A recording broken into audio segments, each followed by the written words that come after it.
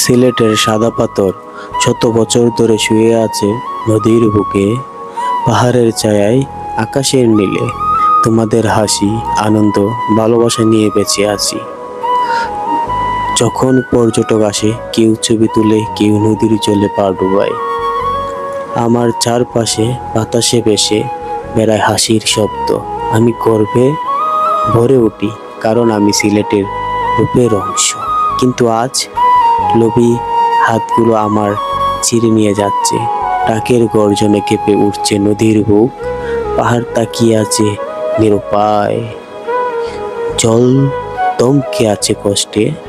আমি তো শুধু পাথর নই, আমি প্রকৃতির অলংকার। সিলেটের আত্মা আমার তুলে নিলে। তোমরা শুধু সৌন্দর্য নষ্ট করছো না, তোমরা নিজের সন্তানদের ভবিষ্যৎ লুটে নিচ্ছ। দয়া করে আমায় থাকতে দাও নদীর বুকে, যাতে আগামী প্রজন্মে হাসতে হাসতে বলতে পারে, এটাই আমাদের সিলেট।